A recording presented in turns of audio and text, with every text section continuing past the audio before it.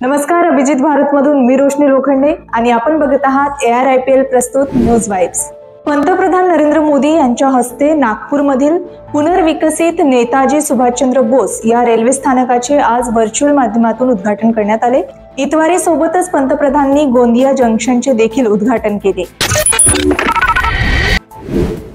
महाराष्ट्रात भारतीय हवामान विभागाने 25 मे पर्यंत ऑरेंज आणि येलो अलर्ट जारी केला आहे।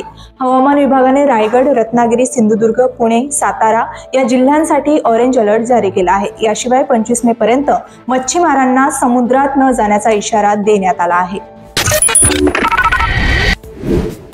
उत्तर प्रदेशातील झाशी येथे झालेल्या भीषण वादळामुळे 100हून अधिक झाडांवरील पोपट मृत्युमुखी पडले आहे। सकाळी इतक्या मोठ्या संख्येने मृत पोपट दिसल्यानंतर परिसरात एकच खळबळ उडाली। या घटनेची माहिती वन विभागाला देण्यात आली आहे।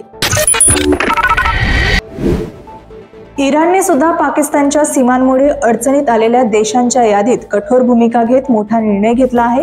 दहशतवाद, तस्करी आणि बेकायदेशीर घुसखोरी रोखण्यासाठी इराणने पाकिस्तान सोबतची संपूर्ण सीमा सील करण्याची घोषणा केली आहे। या निर्णयामुळे दोन्ही देशांमधील तणाव आणखी वाढेल अशी भीती व्यक्त केली जात आहे। सलमान खान जुलैमध्ये बिग बॉस 19चा प्रोमो शूट करणार आहे। त्याचवेळी एक धक्कादायक बातमी अशी आहे की अमिताभ बच्चन यांनी कोण बनेगा करोडपती सोडण्याचा निर्णय घेतला आहे।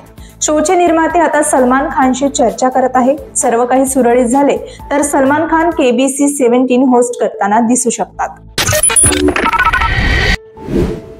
मुंबई इंडियन्सने 21 मे रोजी वानखेडे स्टेडियममध्ये दिल्ली कॅपिटल्स विरोधात दणदणीत विजय मिळवला। मुंबईच्या विजयासह IPL 2025 स्पर्धेतील प्लेऑफचे 4 संघ ठरले। Gujarat Titans, RCB, Punjab Kings नंतर मुंबई इंडियन्स हा चौथा संघ ठरला आहे। त्यामुळे आता टॉप 2 साठी स्पर्धा पाहायला मिळणार आहे। हे होते आजचे न्यूज वाइब्स। पुन्हा भेटूया अशाच घडामोडींसह। तोपर्यंत अभिजित भारतला लाईक, शेअर आणि फॉलो करायला विसरू नका। अभिजीत भारत, पहुंचे हर खबर तक।